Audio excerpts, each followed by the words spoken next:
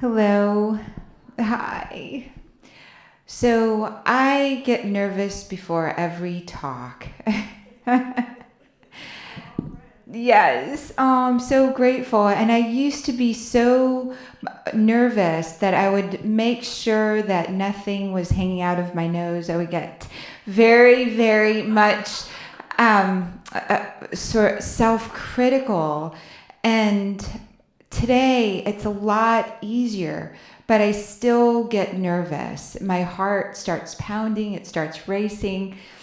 And the stories that I'm going to share today, I will probably be tearful through parts of them. I already get very choked up when I think about this, and I love being able to share this.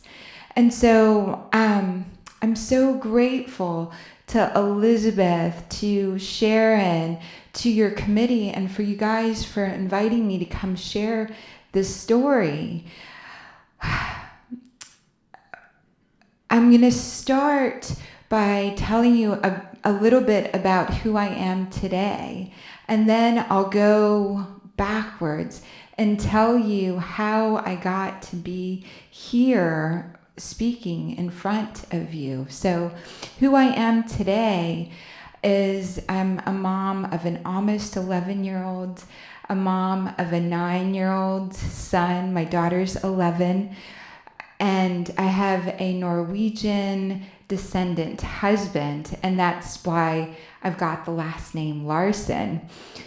He's so darling. He's 6'3", 6'4". So wherever I go, my mom sends me extra high heels. She's actually sent me shower shoes that are about this big, so that if you need to get into the shower and you need height. I'm so grateful to be alive, and my story is one of miracles over and over and over again. And I will share some of those. But a lot of the stories that I share are so intense and so deep that if your mind winds up wandering, it's okay during the talk. Part of the reason is we go into this amazing timeless space together. And that's really how I started my life. My mom and my grandmother. Who's familiar with customs in India and customs in Pakistan? Oh, okay. Who's familiar with just a little bit of the areas around the world that have arranged marriages? Okay. Who knows anyone from that region? Who's tasted some of the spicy food? It is as rich and as spicy as the food that you eat from the region and from the land. It's a mix. The culture in that area is so deep and so rich. I am able to say, even today, in 2015, I have female relatives that have never been in a room with someone that they're not related to. And I just want you to think about that for a second. In this room, there are so many different cultures, different lands, different peoples represented from Europe, from this region, from South America. Imagine if you'd never spent any time in a room with someone that was not born of the same blood. My grandmother was married at 12, as soon as she started her period, estimated around 12. So no birth certificates are really given because you don't need to register yourself unless you're going to travel across boundaries across the country. You're never going to have to really fully have documentation of who you are. And so the place that I'm talking about is Pakistan. I was born in Pakistan. My grandfather was part of the Indian Army, so it wasn't even divided into Pakistan. My other grandfather was the mayor or the governor or the magistrate of the area. Everyone in my family is related by blood. My parents are first cousins. My grandparents were first cousins. Their grandparents within the cousins. One of my grandfathers had 4 wives. One man, 4 wives, multiple children. Those children had children that intermarried.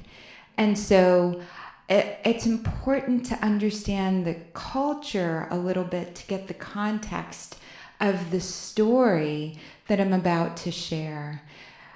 My mom, 13, 14 when she married, again, no birth certificates until we were coming to the US. Until many, many years later, my dad had picked her out when she was 11 months old.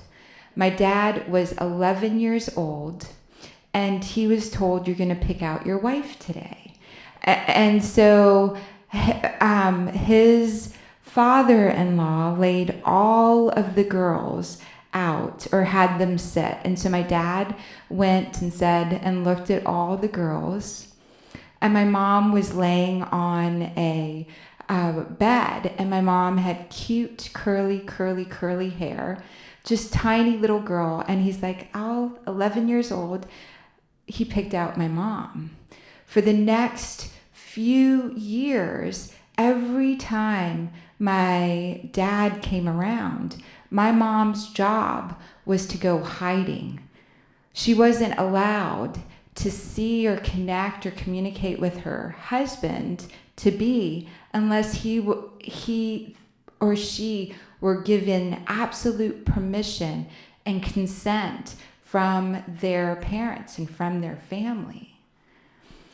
This is a land where it's very, very important to listen to your elders, not speak in front of your elders unless you're very, very directed to speak. It's in the culture that I come from, it is such an honor to speak to any, and I heard that your Laguna, this community is over 55. Everyone here is over 55. And I don't think you look over 55. I was like, wow, I can't believe everyone here is over 55. It's such an honor to speak before elders. And this is for me, it's such an important thing to get across that we value you so much, and it's ingrained from an early on standpoint that how important it is to listen to the wisdom of our elders. So my mom, from 11 months old, would go hiding every time her husband-to-be would come into the room. And her wedding, she was a child, and the stories that they tell about my mom, she started her period, and she was dressed all regally. She'd been trained how to cook, how to clean, what my dad's preferences were. And she was like jumping on the bed, the bed that was set up for her to sit as a throne when she was getting married. If you've seen pictures of Indian weddings, the bride and the groom sit there, her head is covered. At some point in the ceremony, he's going to lift the veil and see his wife-to-be, and they're going to meet each other. There's a custom of looking in a mirror and looking at each other, and traditionally that's the first time you're really looking into each other's eyes, is in that mirror, in that reflection, back and forth. So imagine being married and knowing the expectations of the other person when you start your period, 13, 14. It's an incredible story to share. it's incredible that it happens every day still. And it used to happen here in this country as well. And 100 years ago, we had arranged marriages here. 100 years ago, there was quite a lot of, I read Jimmy Carter's story, which I love his stories. I love reading Ronald Reagan's stories as well. Jimmy Carter's stories were so, he said his entire family went out on the date with him and his wife to be. They met each other and decided they were going to go out. And so they were walking in front, and all of his family was on one side. All of her family went out on a date.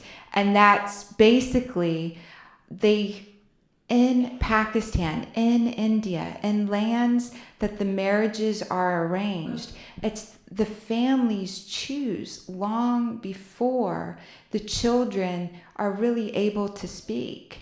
The girls, at least, are able to speak and really make choices. And you grow up listening to your elders. And what's truly valued in that society is a girl and a man that obeys their elders and follows the traditions. And a family of value has children that would have followed the traditions. And the child, female or male, belongs to the family until they're married. And then the female belongs to the husband's family. And they're allowed to do whatever it is to preserve the family name. Because the family name, the family's reputation, the family's heritage is valued more than anything else. And this is probably why we haven't figured out how to have peace in all of the regions, because it's so individualized to families and families' names. And if someone stains your name or stains your reputation, that's a sin, or that's a crime worse than death. And that's, who's heard the word honor killings?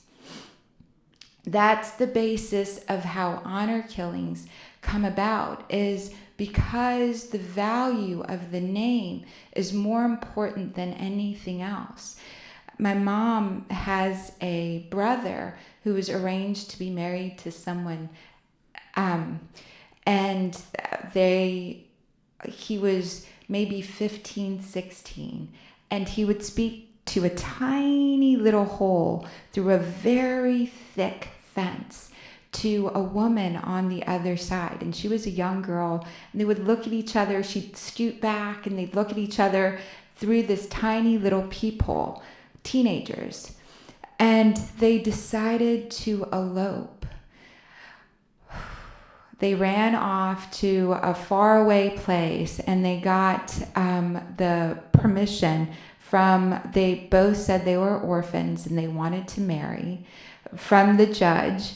And they got married, and the young lady next doors, they were both arranged to be married to someone else. Her brother found out, her eldest brother found out that this had happened. And he went searching for them to protect the family name. They figured out that, oh my gosh, they're being chased. Word spreads very, very rapidly. They went back to his mother, my grandmother's house, my mom's house.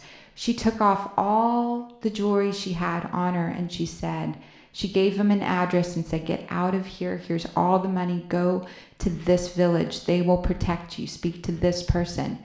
They made it to the village. This is her son with his new wife.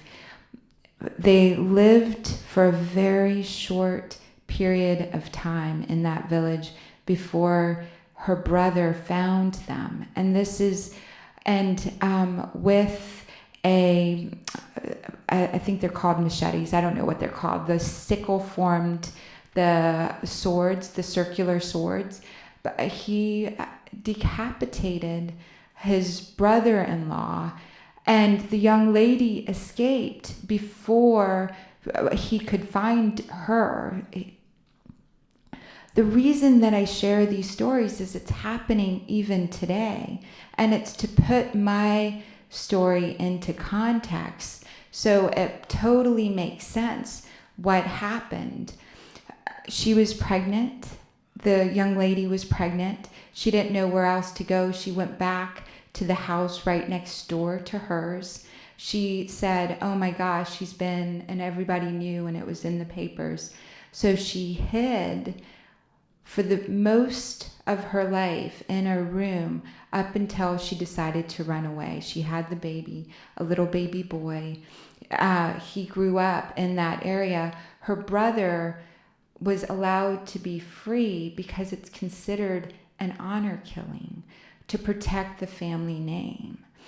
And if your name means people will do business with you, if your name means you're trusted and resources are given, if your name means that your lineage, your children, everything goes on, it means something. If your name means your daughters will get married and your milk and your goats will be bought, it means everything for the person that's holding the name and holding that belief system. So my mom gets married to my dad. They're young, beautiful couple. My dad's really, really sweet. My mom's really curly-haired, so precious, jumping on her little throne of a bed. She has my older brother. She then has me. My dad has an older brother who's immigrated to the U.S. He's a doctor in Louisiana. He's an anesthesiologist. He's had a first wife in Pakistan, and he meets a beautiful red-haired nurse just from Ireland. They fall in love and they get married. And the first wife in Pakistan is never brought to the States because it's not something that's traditionally. I don't know if he shared that story of being married until much, much later. But if you come from a region where everyone looks like me and you see someone with red hair and green eyes or blonde hair, and he and I grew up on watching my uncle and myself as a kid grew up watching television in Pakistan. So my grandparents are the wealthiest in the neighborhood. They have a grand TV, the whole box TV, with the tiny little console in it or screen in it. Every night the world would come alive on that television. You would lift up the cloths or the things that were covering it. You'd flip through the channels. You'd move the little antennas until there was Bob Hope and his leading lady going to Bali or leaving Bali or with their funny accents. And I learned English on television. There was Elvis and the little this is what my uncle saw. This is America, the United States, the land of dreams, the land of Barbies and the lands of G.I. Joe Kens, where you can't do any wrong. Everyone gives at such a high level to make sure everyone else is taken care of. They give to each other and the community and to the world. They go to the pyramids and they ride camels. And they go to Africa and they help beautiful elephant retreats. And this is Bob Hope, and these are the movies of Elvis, and they protect the children and the women. and they go on these beautiful boats. And so here is America. Here is the world coming alive on these television sets every night. My uncle and his beautiful red-headed Irish wife come back, and my dad is an engineer. And by now my mom is pregnant with me, and they see and they witness, oh my gosh, this beautiful angel of a being, Irish, American, so generous. She had disposable diapers. And just imagine having disposable diapers versus diapers you have to wash. And my mom isn't even 16 yet. And here comes my uncle and his beautiful Irish wife in disposable diapers and fancy shoes and glittery everything. Here comes Hollywood or America right into our home. And so my dad's like, oh, maybe it's not a bad idea to go to America. Check this land out and be part of this world. So my dad takes the SATs, my parents have me, and my mom didn't know she was pregnant with me. She'd had my brother. The thought is she's nursing, and oh, you can't get pregnant when you're nursing. The thought, my grandmother is educated, she's a teacher, she's a healer, she's the one that women come to. Women there don't go to male doctors, they go to female doctors. If there are any, there are no female doctors. Doctors are mostly male in the region. My grandmother's been trained, educated by her grandmothers, her mothers, to know how to deliver a baby, how to clean out all of the women's issues. There are things that you can do with dates and cayenne pepper and things that you can do with oil. If there's a skin boil or a rash or an illness, this is what you do in that region. So women come all the time. One of the women that comes, she dies during childbirth, and a young male is born. And my grandmother, again, is nursing this young man, and she takes him as her son. They make this commitment that at some point his children, and they were going to make them family. And women are fertile until they're about 65.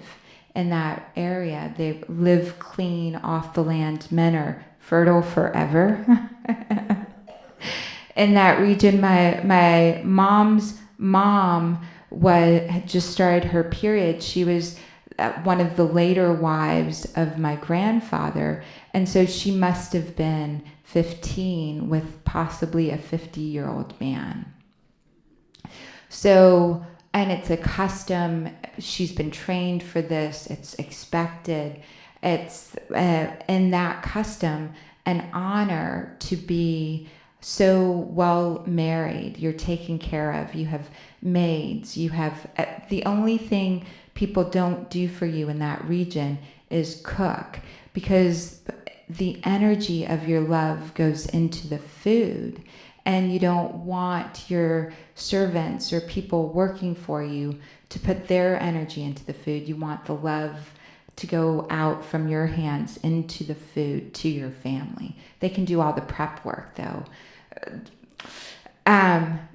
It's the education is person to person for women mostly.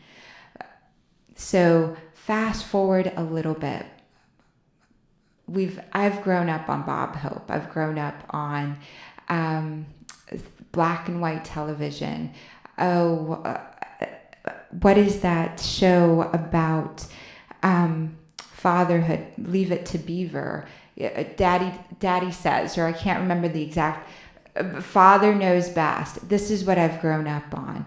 We come to the U.S. We're growing up a little bit in Cincinnati, a little bit in Albany, Georgia, But we, my older brother, myself, are growing up in New Orleans, and particularly in the French Quarter of New Orleans. And who's familiar with the French Quarter? The French Quarter is Europe. To describe it, it's tiny old buildings, and every street has a unique character. And there is one street that is called Bourbon Street. And just like the bourbon, they serve a lot of bourbon. They have women that strip clubs, red light district kind of thing. This is where my very young parents wind up developing businesses. And so we're living in the French Quarter. My dad's an engineer and having businesses. He's working for Procter & Gamble. He also opens a souvenir shop. And in the French Quarter, immigrants here in this land of plenty, the land of everything. My mom, very young, believes children raise themselves. So my older brother, myself, my younger sister, and by now we have one brother that's been born in the States. My younger brother, all of us, the four of us, are taking care of each other. My parents are working. And at some point, when right around my period, I asked my parents, we're close to Bourbon Street, strip clubs, all the, and I go to private school, Catholic schools. I'm not really trained in the culture. There's just no time for that where we are as immigrants, as coming to this. I'm educated by my siblings. I'm educated by the streets of New Orleans. Bourbon Street, the next street over, is Royal Street. And Royal Street, just like its name sounds, is very, very royal. All the antiques. You walk around and there's phenomenal tea shops where they'll do tea readings for you. All the ancient arts are present. Art, music on the streets, jazz music. You go one street over, it's Charter Street. Charter Street is very close to the ocean and a lot of, again, beautiful hotels. And my siblings and I are just walking around, soaking all of this in. All of these just yummy, amazing tourists coming to the city. We're kids and we're so happy to tell them where Bourbon Street is. Oh yeah, you can find all of this stuff. Where Royal Street is, where the oldest church in the country is, St. Louis Cathedral. We're happy to share. We're loving the attention. And at some point, I say to my parents in my Catholic school innocence, when can I start dating? And my parents are like, oh my God, she's so cute. Look at her. And she's thinking about dating. And to them, with the mindset of Bourbon Street, we better get her married right away.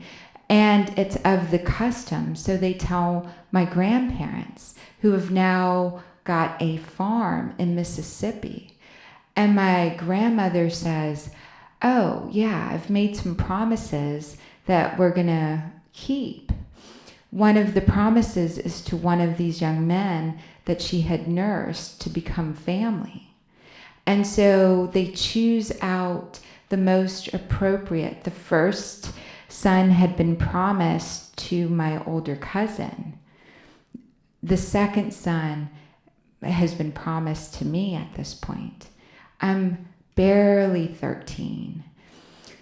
I'm barely educated. And growing up without a lot of attention, one-on-one, I had learning disorders. Coming to the States, I mixed my W's and my S's, and I didn't spend a whole lot of time reading. And I'm educated through television and through giving people directions. This is part of who I am. And my parents, very young, very innocent, and who they are say, oh, well, okay, let's go to Pakistan. They arrange my marriage, and I don't fully understand what's happening. I'm barely 13, and I'm promised to a man who is tall, and I'm serving tea to him, and all of my elders are there, and I've been trained to not speak, just be obedient, especially, and to save face and keep the family name preserved more than anything. That name, you never air dirty laundry. It's better to be dead than to say or do anything that will cause the family shame. So here I am serving tea, and he says yes, and I'm not sure what he's saying yes to. The next year, I figured out what yes was being said to. I'm 14. I am wearing gorgeous gowns, gold laid into them. They've been sewn for me from before I was born. This is for the children of my mother. She's got regal outfits. There's a lot of extra time to do arts when you're in a room. You haven't been in a room with someone other than your relatives. You've got a lot of extra time to build, create, knit, make jewelry, do whatever it is, clothing-wise as well. So I have gorgeous gowns. I'm sitting there. People have traveled for 3 days to come be part of this, and it's a multiple-day ceremony. Whew. And I'm not fully understanding what's happening. And my grandfather says to me, will you accept? And I'm like, in front of everyone, room-filled people, I know the right answer. I know not to bring shame. I know whatever my elder says, to say yes. And so I say yes. And shortly thereafter, I am now in a space, in a room. There's flowers on the bed. There's lovely music. And there's my first sexual experience comes into that space. And mind you, I had no idea what sex was. No one had the sex talk with me. No one had had the period talk with me. One day, there's a little bit of menses, blood, and I'm like, oh my gosh, what's happening? What's going on?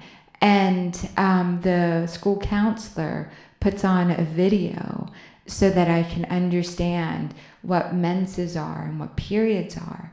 And here I am, and I'm not sure what's going to happen. And so it's and this is a 28-year-old doctor. And he is the upper crust of what you can achieve in society. This is the best. He's obedient to his elders. He's marrying the woman that's been chosen for him. He's studied. He has listened. And he's been trained to be a provider and a doctor. And he's expecting, other than those 1 or 2 times that I served tea, or that he observed me across a room, we've never had a real conversation. He's waited 28 years to have sex. He's done all of the things that he's been told to do, and he's expecting a obedient, trained, wonderful, tea-serving wife. I am anything but that. And so it's a little bit of a struggle for the time frame because the worst thing that could happen in his life, and many of us know this from stories from our grandparents when they share about divorce, the worst thing that could happen is a divorce or a wife that you can't be with. She's taken your name. She's now your property. She belongs to you. And so for the next 5 years, it's a very large struggle to control and to make sure I don't do anything to harm his family reputation. He's now the doctor to my grandmothers, my mom's mothers, her mother, and the other women that her father is married to. And he says, if you do something, if you tell people what I'm doing, I'm going to give your grandmother an injection, and you, by behaving badly, will kill your grandmothers or the children. So even though I'm going back and forth from the States and Pakistan, I'm being told, and I'm absolutely petrified, because my loving parents and my loving grandparents have put me in this space of being in this physical abuse space. One of those things that I can share is because this is on Bourbon Street. My parents own buildings in the French Quarter, and so I'm uncontrollable and unconsolable at points, and he takes all of my clothing, and so that I can't leave this building and leave this and go out and get help. And so I'm basically locked in a closet for a couple of days without any clothing whatsoever. And I know I'm not going to leave as a teenager this space. And literally I'm probably 17 years old at this point. And I've been told, if you behave badly, I'm going to hurt the people that I'm caring for that are in your family. And again, it's not from a total space of malice. He would want a proper wife. He'd want someone that he gets along with. But at the same time, I'm not smart, wise, educated, controllable enough to understand the full dynamics of what's happening. And I'm frightened, and I'm abused, and I'm naked. Thank you for letting me share that part. At some point in Pakistan, we're both in Pakistan now. At some point, he knows that he's not going to control me. He knows that I'm going to continue to kind of be this way that I am. And so he starts sedating me.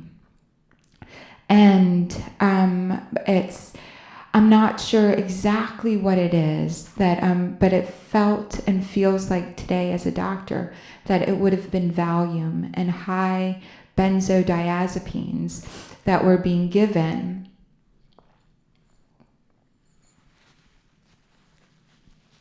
I love waterproof mascara. What did we ever do without it? At 19, I've graduated high school. I'm sent back, and I know my dad, my mom, everyone kind of knows the struggle, but I'm not speaking to them. I'm not easily consolable because it's very hard for them to understand what's happening because I'm not telling them about the physical stuff I'm not asking for. I'm not able to share with them. I'm even frightened of my parents. The only people that I'd shared with was I went to Loyola University, and I tried to get help, and I tried to file for a divorce in high school. My high school counselors in New Orleans know what's going on, and they try and help, but the laws in the area don't necessarily protect you. And I did file divorce papers, but I have them written out by Loyola students, but I never officially go and have them filed because I'm absolutely terrified of something happening to my loved ones. I graduate and my mom says, please, please just give this a chance. My dad says, just try. I go back to Pakistan that summer, Valium, benzos, and I start in red ink.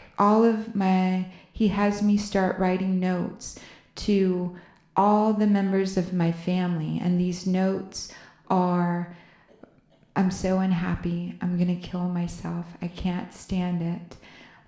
I've been so terrible, and I write out these letters of what I've done, confessions under medication, along with him dictating what I'm to say. I go to lawyers and I write over my property. I write over the money. I write over the things that belong to me. And I come from I have a wealthy family in the region. I have lands that are left to me. And so I write all of those over so that they belong to him. And the final large dosage that day, I have no idea that that's happening. It's happening for about 2 weeks. And in that time frame, I'm going in and out of consciousness and in and out of these amazing dream states, amazing not being aware or breathing states.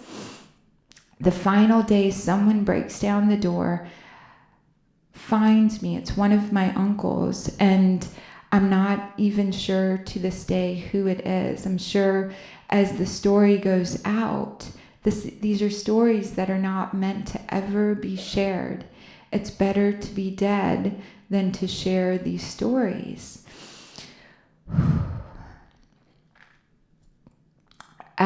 My uncle scoops me up, brings me to the hospital, and I'm going to share the 2-week period in that time frame. But in that, I wake up to my grandmother, my mom's mom, sitting on the edge of the bed saying, "What have you done? How awful this thing that you have done. My stomach has been pumped. My life has been saved. I am not dead." My grandmother's saying, I can't, everyone, family member has received these notes by now. All of the property that I can sign over is signed over. Legal documents signed over of divorce. It's just the most horrific scenario to be sent back to the U.S. with every family member having these red inked notes that had arrived. And so I'm not able to share the magnificent experiences I had, or even the deep and dark and horrific experiences. And so I'm going to fast forward my story to get us to here, and then I'm going to go back to that time frame so that we can visit that place together. From 19, I'm not speaking a whole lot, but education's important. My entire family is angry, and I am now at LSU. He is still, my husband is still trying to kill me. There's gunshots to my vehicle. There are bullet holes. He's now got a citizenship because we've been married for 5 years. And anyone else having survived this, my parents are trying to save face. So they're trying to pick up the pieces and get him out of the country and out, not because they're necessarily trying to save me or help me. And I think they were ultimately, but there's been such shame brought. And during those years from 14 to 19, all of my sister comes of age, my cousins come of age, and I throw tantrums. I will not let anyone else get married. I demonstrate. So I'm not letting this happen to anyone else during that time frame. From 14 to 19, I'm feeding the homeless in New Orleans. I'm doing whatever I can that helps me feel better about all the dark stuff that I'm experiencing, all the bad stuff, wherever I can serve. 19 till I start studying, that's allowed. I start speaking, that's allowed. I actually had 3 jobs in college. I'm helping support my sister and my younger brother. I get $50 a week allowance from my parents. I'm not able to ask them for more than that. I just don't have the skill set to say I need more. And I go through LSU. I get into the 3rd best med school in India, Kastuba Medical College. I go to med school. I've decided that I'm going to be the Mother Teresa of medicine. I'm going to regions within the U.S., Louisiana, within Trinidad, Tobago, South America, that allows me to serve. And on the interior, I'm very much in pain. I don't sleep. I have an eating disorder. I don't consume food. I pretty much live off coffee and cigarettes as a doctor. I lived off coffee and cigarettes, and I've never missed a day of med school. I never missed a day of being with the people that I was caring for or my patients. I feel utterly, utterly blessed to be doing what I get to do, and at the same time, I'm mad at my parents. I am a little bit angry with anyone that looks like me. Anyone that looks like me, I run in the opposite direction because I'm totally terrified. I belong now back to my family. They can tell on me to my family. They can marry me off. My grandparents, my parents, I belong to them. They don't even need my permission to marry me again. And my first experience is terrifying, of course. So I'm not actively trying to spend a whole lot of time with people that look like me. Luckily, I meet my husband on one of those journeys, and I decided I'm going to be my husband, Greg Larson, the one that I'm married to currently. I meet him and he says, and I'm a doctor already, and we're at a concert, and he says, "I don't believe in doctors." And I'm like, oh, you're safe to hang out with, because every other guy that I spend time with is like, how do I get to know you better? Let me spend some more time with you. I'm not looking to be in a relationship or be in anything like that. And he tells me of his first marriage, and he's like, I'm never getting married again. And I'm like, this is someone safe to spend time with. Anyway, married now. Of course, that worked. He wasn't trying to give me lines, but the first time I tell him this story, it's in 3rd person. And I start remembering all the magical periods of being sedated and the conversations and what has happened in the time frame that during this time frame, I might have been choked half a dozen times. And that choking is to train me, so to speak, on how to speak better, how to be a better wife, and all the things that I wasn't trained to do.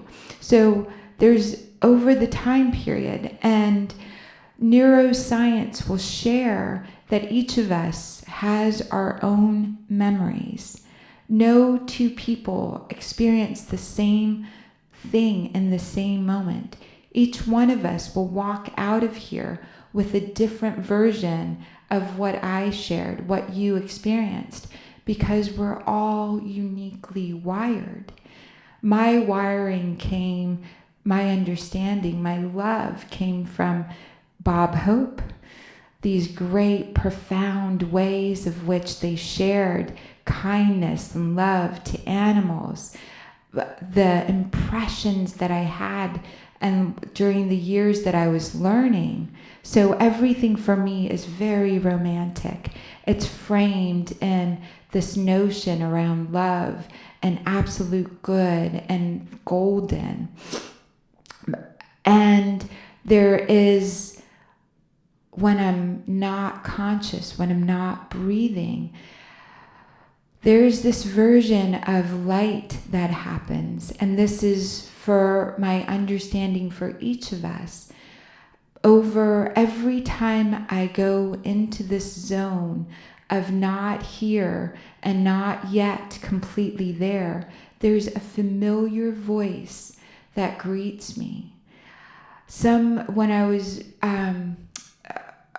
the innocence of the first few times of that experience, it's so, like, I remember strawberry shortcake.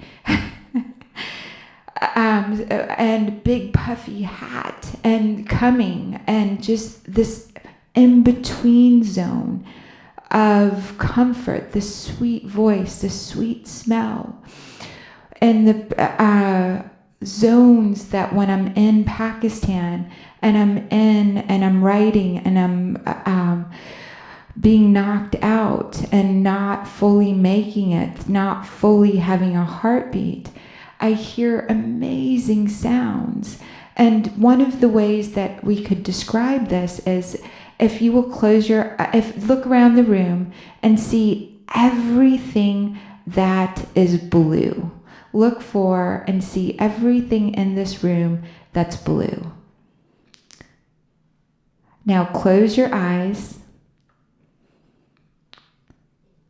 And I want you to tell me about everything in this room that's green. And you can go ahead and open your eyes, but that's what it was like. And there was so much that I didn't recognize. And when I come across it again, I recognize it again and remember where I'd experienced it the first time. In this form, that I'd remembered it in this form. The space, and if we were to call it heaven, the space that you go to is magical. It comes out and it feels like your favorite smell, your favorite sense, your favorite energy, feeling. It's like being in love amplified by multiple degrees. And it's not a place that you're hearing language so much as being and experiencing everything. When I would start to leave the physical form and the body, it was such an interesting thing because this body was in pain. It felt so much when I was in that area, in the zone, in heaven, through the gates, around that. There was so much peace. I could feel what everything around me was feeling. I could hear it. It was like multiple stations playing all at once. And all of them, whatever I wanted to tune into, I could tune into. So in Louisiana, in New Orleans, it was a different experience for me than when I was in Pakistan. And the 2 weeks, and especially the final day, that right before being woken up in the hospital, there was this energy of, it's like riding a wave, like when you're floating in the ocean, nothing hurts, everything's carried, everything feels like you can taste it, you can smell it, you can feel it. I knew all of the pain that I had caused my parents. I felt it. I felt everything that I had, this man that I was married to, my first husband, felt. I felt every conversation that I had had very fast and very much from being all people in the conversation. And it was so natural. It's like when you look at a bush, when you look at nature, and you get down to the roots, down to the core, it feels each of those branches. A tree feels and knows all of the branches. I could experience myself as a leaf on the branch and how everything fit and belonged to one another on the branch. It's like a Rubik's Cube that fits together, all the colors, everything aligns, and you understand it and you feel it all. And I felt absolute love.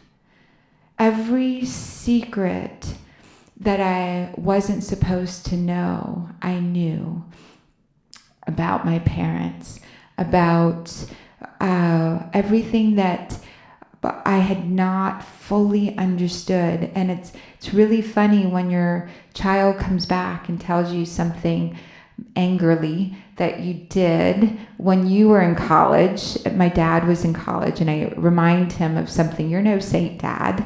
It's not a happy place for a dad to be, especially if you're not supposed to talk to your elders and with anything less than respect or be spoken to.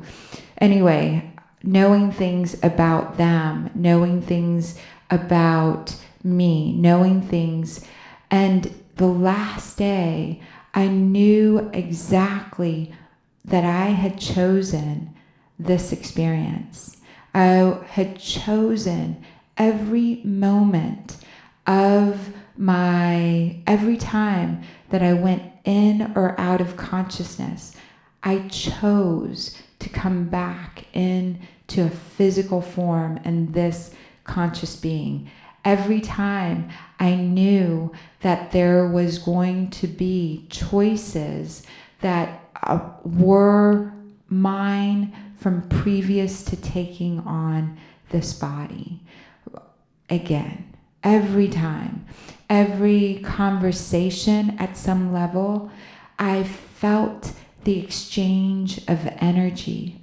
And what we know now in nature is, this is 2015, this year is the Year of Light, International Year of Light. It's been commissioned by the UN as the International Year of Light because 100 years ago, Einstein did the relativity theory. And in his understanding, he knew everything comes back to energy. Energy's never created nor destroyed. It's only more organized as an energy form. When I was in this other space, I understood how we could be light and have physical form. I understood how we have an energy grid, how our heart attracts into our energy field exactly what it is that we need to heal in ourselves. What I need to heal inside me, what you need to heal inside you, all of humanity has to heal.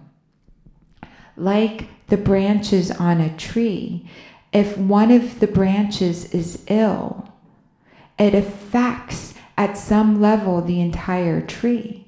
I understood this amazing concept with more than just an idea form. And most people, anyone that I've ever met that's come back from being in a space where they could hear everyone's thoughts, where they could feel what everyone had felt, where they understood how they belonged to God, how that which created them got labeled God, how the creation of one organism, one molecule, took on a vibration that organized itself better and better and better until it was in a form that could communicate. Where I understood why humans are humans. And this is absolute freedom. All energy, everything I know with absolute certainty has absolute freedom. Free will, free choice. Every one of the molecules, you have 100 trillion molecules inside, cells inside your body. Those cells do at least a million processes a second, each of them. And each of them have choices. I have choices. You have choices in your energy form. Your energy calls to you the exact people and circumstances that are ideal for the healing. In nature, anywhere there is poison, within 10 feet is the antidote to that poison, the exact opposite. And this is something that they found out in Brazil, where they were studying the plants, the remedy for the plant. In a snake, anti-venom is within the snake. We, as one living being, when you feel it, when you don't feel separate from anyone else, when you come back to this region, this land, the land of the living, your desire is to share. Your desire is to love. No one says, oh, I'm going to make tons of money. No one says, I'm going to do this or that. That is individualized. It becomes for the collective because they felt it. I felt how each person that I'd come from, that I'd met, that I'd connected with, every tourist that I gave directions to, I felt the energy, the bond, the organization of how we came together. And as I get older, I understand it more and more, much like looking for all the blue, then closing my eyes and trying to remember the green. It's like more layers of understanding awaken as I meet and connect with and share the story more.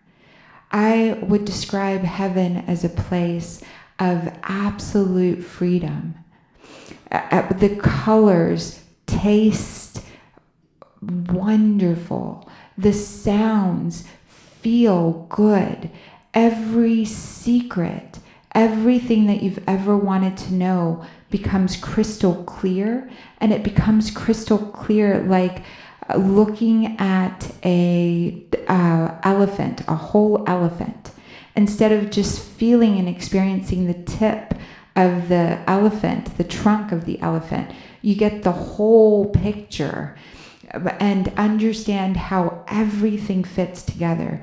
You understand why you choose the family. I understood exactly why I chose the family, and I understood exactly why I chose that region and why I continue to come up and create, as nervous as I can get, conversations around sharing this information. I know as a doctor, as a medical intuitive, we're only as sick as our secrets. We're only as sick as the things that we're not able to completely share. And it doesn't matter with whom you share it. You can share it with the tree, because the tree belongs to everybody, just like each one of us belongs to each other. and this region of heaven. There's nothing that you can do, I know this with absolute certainty, that will keep you from being able to experience that and feel that and know that for yourself with your heart, with your cells. And so I think that's enough of that story. And I'd love to take questions or... Oh, okay. Thank you.